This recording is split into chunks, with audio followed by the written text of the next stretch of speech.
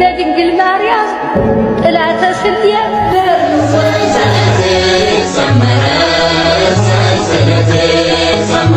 መስቀሉ ጋር ቆሜ ነግሬያት ነበረ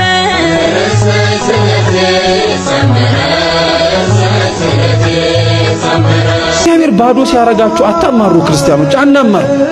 ባዶ ሲያረግ ለሆነ ነገር እያዘጋጀን ለሆነ ትልቅ ዓላማ እያዘጋጀ ነው። ተመልከቱ። ሙሴን እኮ የበግ ጠባቂ አድርጎ ያስቀመጠው ለምን መሰላችሁ?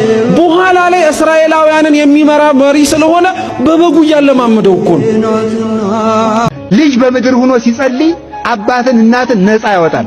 ልጅ መጽደቂያ ነው። ተንከባከባችሁ ተጠንቅቃችሁ አጻዳጸ እንደ በሬ ዝም ብሎ እያበሉ ማሳደግ አይደለም። እየመከሩ እያስቀደሱ እያስተማሩ ማሳደግ ነው። እና ልጅ ያጸድቃል። ሩሩነሽና ይህልሜ ተሳክቶ አመስግኜሽ ሰላም ሰላም፣ የተወደዳችሁና የተከበራችሁ ውድ ቤተሰቦቼ፣ ዛሬ እንደተለመደው አስተማሪና ቁም ነገር አዘል የሆኑ መረጃዎችን ይዤላችሁ ቀርቤያለሁ። ወደ ቪዲዮቹ። ከዛ በፊት ግን ለዚህ ቻናል አዲስ የሆናችሁ ላይክ እና ሰብስክራይብ እንዲሁም የደወል ምልክቱን በመጫን ይህን ቻናል መቀላቀል ትችላላችሁ።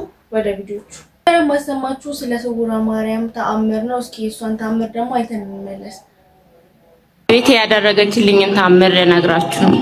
የመጀመሪያ ልጄን ስወልድ ኢንፌክሽን በሽታ ያዘኝ ማለት ነው። ሁሌ ሐኪም ቤት እመላለሳለሁ ግን አይሻለኝም። ሁሌም ሐኪም ቤት እመላለሳለሁ አይሻለኝም። ከዛ በኋላ አባላዘር አለብሽ፣ ከዚህ በኋላ መውለዳችም ይሄ አባላዘር በሽታ ካልተሻለሽ አሉኝ። የዛሬ ዓመት ታኅሳስ 27 ነበረ የመጣሁት። ለእመቤቴ ነገርኳት። የሁለት ወር ነፍሰ ጡሩኝ ነበረ የመጣሁት ማለት ነው። ከዛ እመቤቴ ሁሌ ለምናታለሁ። መጥቼ ጸበሏን እምነቷን ወስጄ ተቀባው። ዛሬ ወልጄ ልጄን የ4 ወር ልጅ ነች፣ ሴት ልጅ ነች። ወልጄ እመቤቴን አመስግኑልኝ። ልጄን ታቅፌያለሁኝ። አመሰግናለሁ።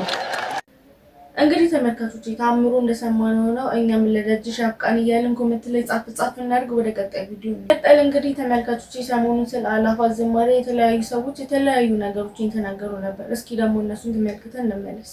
ዘንድሮ የአእላፋት ዝማሬን አስመልክቶ እንግዲህ አንድ መረጃ ተሰምቷል። የዘንድሮ የአእላፋት ዝማሬ ታኅሳስ 28 በአዲስ አበባ በመስቀል አደባባይ የሚከናወን ሲሆን በድሬዳዋ ደግሞ በለጋሃር አደባባይ የሚከናወን ይሆናል እና የመዝሙር መርሃ ግብሩም እንግዲህ ከቀኑ 9 ሰዓት እስከ ምሽቱ 1 ሰዓት ተኩል ሲሆን 30 መዝሙርም ይዘመራል ማለት ነው። እና በዚህ አጋጣሚ እንግዲህ ምዕመናን እድሜያቸው ከ15 ዓመት በታች የሆኑትን ልጆች ይዛችሁ እንዳትመጡ፣ እንዲሁም ደግሞ ለፍተሻ ተባበሩ። ለአካል ጉዳተኞችና ለእርጉዝ ሴቶች እንግዲህ ልዩ ቦታ ተዘጋጅተዋል። ተንቀሳቃሽ ሽንት ቤት አለ።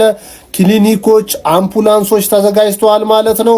መርሃ ግብሩ እንግዲህ ይህንን ይመስላል። ስለ አእላፋት ዝማሬ የዘማናቸውን ቪዲዮዎች ይመስላሉ። እንግዲህ ተመልካቾች ሰሞኑን ደግሞ እንደምናውቀው ፓስተሮቹ ብዙ ነገር እየተናገሩ ነበር። በእነሱ ዙሪያ ደግሞ ወንድማችን ተናግሯል።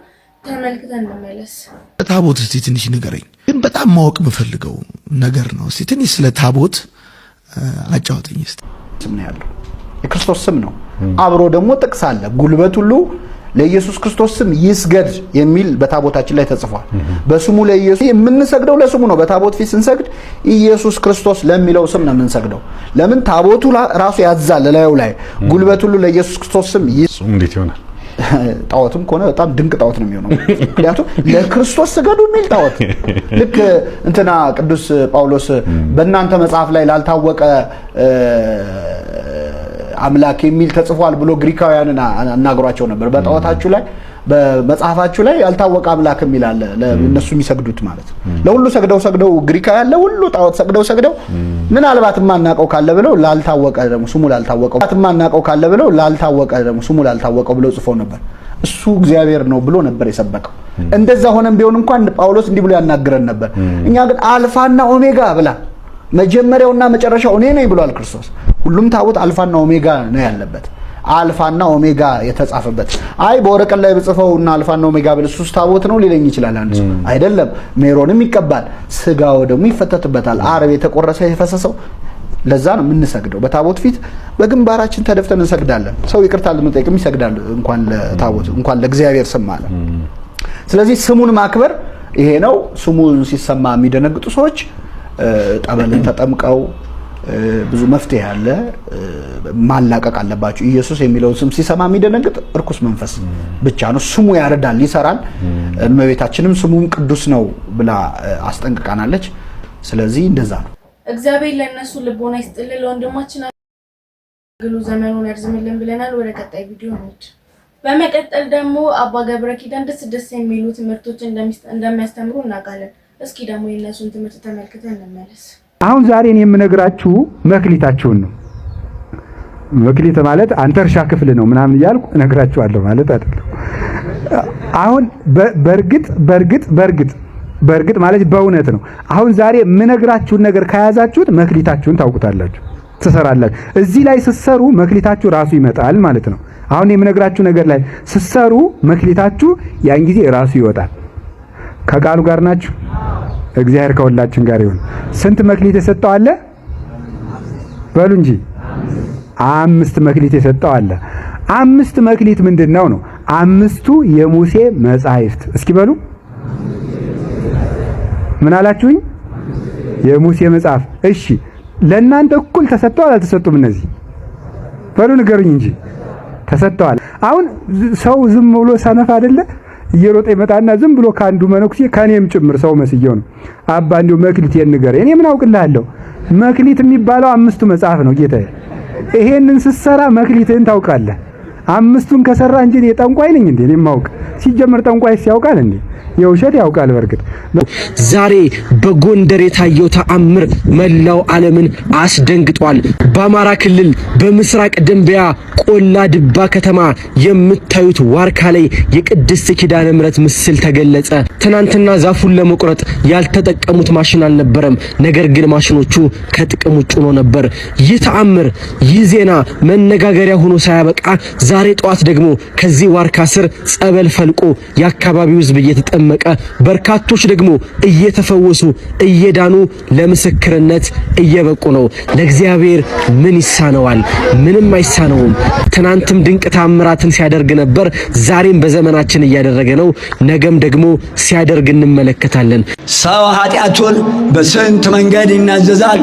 በአራት አንደኛው ገጽ በገጽ ቆሞ፣ ሁለተኛው ኑዛዜ ካህኑ ፊት የምንቀርብበት፣ ሁለተኛው ጽፎ መስጠት፣ ሶስተኛው ከማያውቁበት ገዳም ሄዶ አሁን እዚህ ቀጨኔ ነው ያላችሁት፣ ወረድ በሉና ወደ መርካቶ አባቴ ብፁዕ አባታችን ተክለ ሃይማኖት ወረታችሁ ወረድ ብላችሁ ወደ ልደታ ሻገር ብላችሁ ወደ ታላቁ ቤተክርስቲያኑ ቅዱስ ሚካኤል እናንተ ልጅ የካ ሚካኤል ሄድ ብላችሁ ሸምገል ያሉትን አባት እድሜ መምህር ነውና አባቴ ስለ ወላዲት አምላክ ስለ ጭንቃ ማላጇ የእናቴ ልጅ ሸምገል ያሉ ካህን ይዛችሁ ስለ ጭንቃ ማላጇ ገላግሉኝ ተጨንቄ መጣሁ። ከነፍስ አባቴ ተደብቄ ነው የመጣሁት። የሰራሁት ጉድ አባቴ ይታዘቡኛል ብዬ የሰራሁትን ኃጢአት በምራፌ ልንገራቸው። ራሴ ህሊና የቆሰለ ላብድ ነው። ስለ ሕያው እግዚአብሔር ስለ ወላዲት አምላክ ከነፍስ አባቴ ተደብቄ መጥቻለሁ። ነፍስ ንስሐ ይስጡኝ፣ ይቀበሉኝ ኃጢአቴን። ከዚያም ተመልሶ የሰጡትን ቅጣት ይዞ ነፍስ አባቱ ጋር ሄዶ አባቴ ተደብቄ ሄጄ ኃጢአቴን ተናዝዤ ተመልሼ መጣሁ ይላቸዋል። ያውቁታልና ልጄ እንኳን ለዚህ በቃህ፣ ገላገልከኝ። ነገ ድንግል ማርያም ቤቷ የምታሰባስባችሁ የጎደለውን ነገር ልትሞላላችሁ ይሆን? ነገ ድንግል ማርያም ቤቷ የምትጠራችሁ በልጅ ናፍቆት የምትሰቃዩትን ሁሉ ከፍታ ልጅ ልትሰጣችሁ ይሆን? ነገ የጉድለታችሁ ሁሉ የሙላት ቀን፣ የደስታችሁ መጀመሪያ ቀን የምትሆነው ነገ። ትወጂኛለሽን ብዬ አልጠይቅሽም፣ ፍቅርን የወለድሽ አንቺ ለዓለሙ ሁሉ ፍቅርሽ የበዛ ነው። አትናፍቅኝምን ብዬም አልጠይቅሽም፣ ዘወትር እኔን ለመጠበቅ ከጎኔ እንደማትለይ ያውቃለሁ። ሆኖም እመቤቴ ሆይ እንደ ቶማስ አይሽ ዘንድ በእጅጉ ጓጓለሁ። የቶማስ ንጽሕናና ቅድስና ግን የለኝም። እንደ ዮሐንስ ከጎንሽ ልሆን ጓጓለሁ። የዮሐንስ ጸጋ ግን የለኝም። እናቴ ሆይ እንደ ኤልሳ የልቦናዬ ዓይን በርቶ ሰማያዊ ክብርሽን ላይ አልተቻለኝምና አዝናለሁ። ኤልሳ በጸሎት ኃይል የገያዝን ዓይን እንዳበራ አንቺም ዓይኔን ታበሪልኝ ዘንድ ኃይልሽን በእኔ ላይ አበርቺ። ድንግል ሆይ ይህን የምን እምነት ማረጋገጫ ፈልጌ አይደለም። በልጅሽ መሰረትነት የታነጽኩኝ በልጅሽ ስምም የተጠመቅኩኝ ነኝ። ነገር ግን ስለምትናፍቂኝ ይህን አልኩኝ። ስለዚህም ነይ ነይ እምዬ ማርያም እያልኩኝ እንደ እናቶቼም እለምንሻለሁ። የብርሃን ልብስሽን ለብሰሽ ነይ፣ የክብር አክሊልሽን ደፍተሽ ነይ። አንቺ ሱላማጢስ ሆይ ነይ እናይሽ ዘንድ ነይ። መኃልየ 4-10 እንደተጻፈ እህቴ ሙሽራ ሆይ ፍቅርሽ እንዴት መልካም ነው፣ ፍቅርሽ ከወይን ጠጅ ይልቅ እንዴት ይሻላል። የዘይትሽን መዓዛ ከሽቱ ሁሉ ይበልጣል። የድንግል ማርያም አማላጅነት የልጇ ምሕረት አይለየን። በእውነት በውስጣችን ሕመም ካለ ወዳጅ ከርቶን ከሆነ ብቸኞች ከሆንን ትዳር በችግር ፈርሶ ከሆነ አግኝተን ካጣን ቀን ፊቷን ካዞረች ተሹመን ከተሻርን በውስጣችን ስላሉ ነገሮች ሁሉ ማን ይመስገን?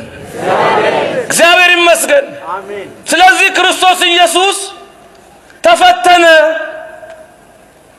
ያንን ፈተና ግን ድል አደረገው።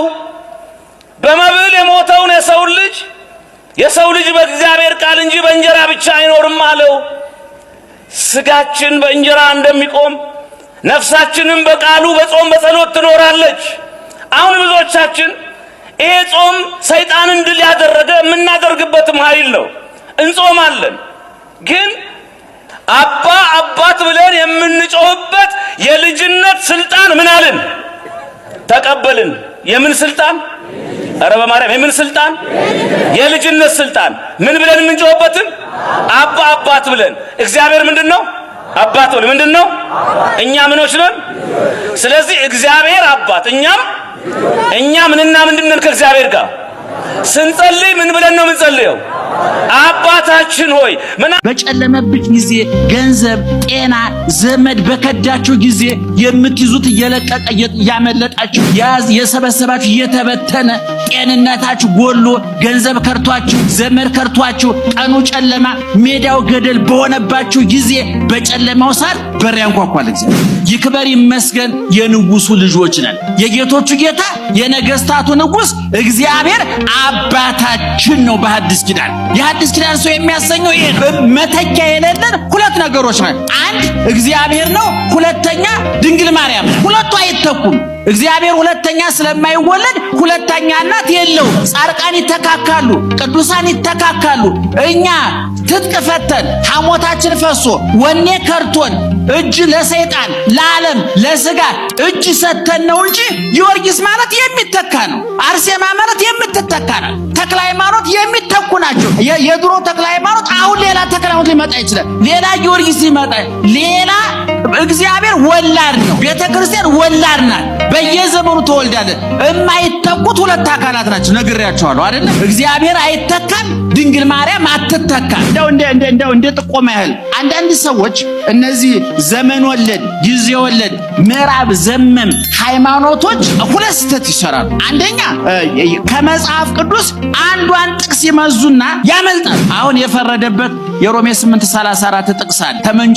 ልክ ታኝኮ ማስቲካው ያለቀ ስኳሩ ያለቀ ማስቲካ መተፋት ያቃተው ማለት ነው። ብዙዎች ያመነጅኩታል። እሱ ዛሬም ማር ነው፣ ዛሬም ፈዋሽ ነው፣ ዛሬም ያው ነው፣ ዛሬም አዲስ ነው። ሁልጊዜ ይፈውሳል፣ ያድናል። እንዲገባን አድርገን ካላነበብነው መጽሐፍ ቅዱስ የማይቆረጥም ድንጋይ ነው፣ የማይበስል አሸዋ ነው። ቀላል ነገር አለ። አሁን እናንተ ታማላችሁ።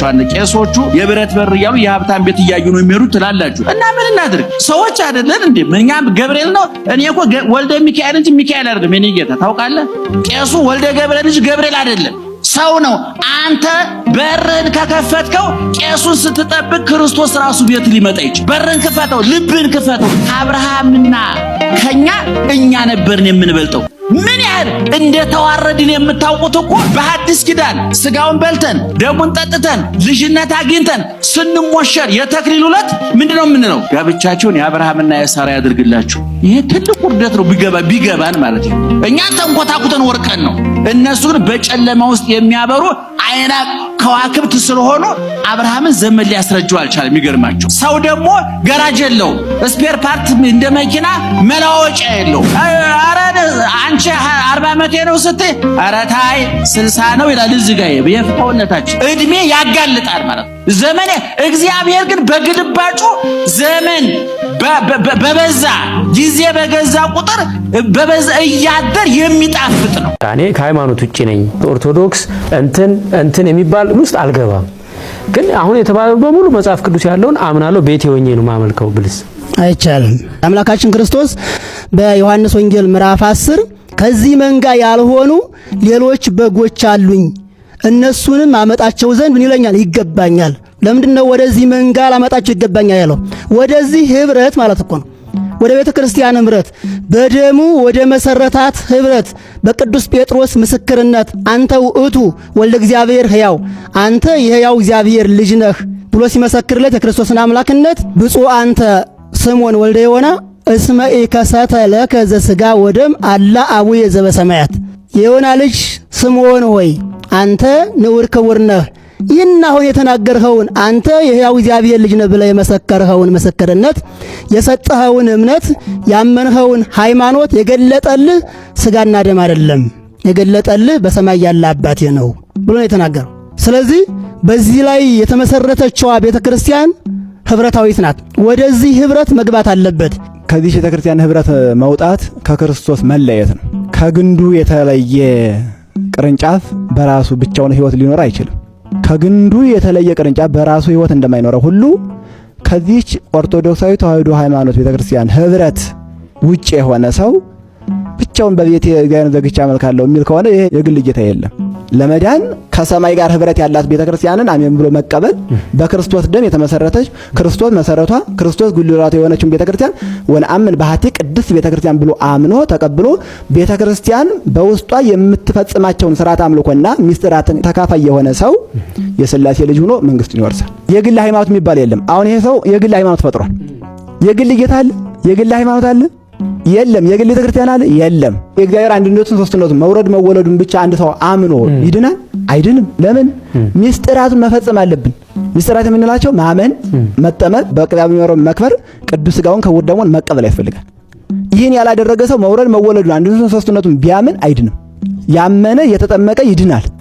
ያላመነ ግን ይፈረድበታል። የማርቆስ ወንጌል ምዕራፍ 16 ቁጥር 16 ኒቆዲሞስ የኦሪቱ ምሁር ከክርስቶስ ዘንድ ቀርቦ ሲማር መምህር ሆይ ከሰማይ ተልከህ ልታስተምር እንደመጣህ እናውቃለን ብሎ በተራ መምህርነት አየው። እውነት እውነት እላለሁ ብሎ ወደ ቀጥታ ያስገባው ወደ ሚስጥረ ጥምቀት ነው። እውነት እውነት እላለሁ ሰው ዳግም ካልተወለደ በቀር የእግዚአብሔር መንግስት አያይም፣ እንኳን መግባት በዓይኑ እንኳን አያያትም። እንዴ ብሎ አለ ኒቆዲሞስ። ሰው ካረጀ ከሸመገለ በኋላ ዳግም ወደ እናቱ ማይጠን ገብቶ ሊወለድ ይችላል አለው። አይ መወለድክ ማናገር የምትወለድ። ዛሬ ከወደ ብራዚል አንድ አስገራሚ ነገር ተከስቷል። እንደምትመለከቱት በአንድ ብላቴና ጥምቀት ወቅት በሚገርም ሁኔታ የመስቀል ምስል ሰርቶ ሲወርድ የነበረ አነጋጋሪ ምስል በፎቶግራፈሮች ተይዟል ማለት ነው። በነገራችን ላይ ይሄ ነገር ኤአይ ወይ ደግሞ ኤዲቲንግ አይደለም። በጣም በተደጋጋሚ ቼክ ተደርጓል። ሪል የሆነ ምስል ነው። ይሄ ምስል እንግዲህ ዛሬ ሶሻል ሚዲያ ላይ በጣም በርካቶች እያጋሩትና እየተቀባበሉ ይገኛሉ። የመስቀል ምስል ምልክት ነው እንግዲህ በዚህ ፎቶ ላይ እያየ ነው። ሶ ይሄ ቪዲዮና ይሄ ፎቶ ከመጣላችሁ ኤዲት የተደረገ ነገር አይደለም። 100% ሪል የሆነ ምልክት ነው። ዮናታንን ማመስገን አለብን። የትዝታውን አላዋቂነት ምን ድረስ እንደሆነ በቀላል ቪዲዮ ነው ያሳየው። ስሟቸው ቄስ መጥቶ ገብቶ ሳይቀድስ አይወጣምና አንድ የግዕዝ ዜማ ብትልልን። እሺ፣ እዚህ በዘመን መለወጫ አካባቢ ከሚባሉ ዜማዎች አንዱን እላለሁኝ።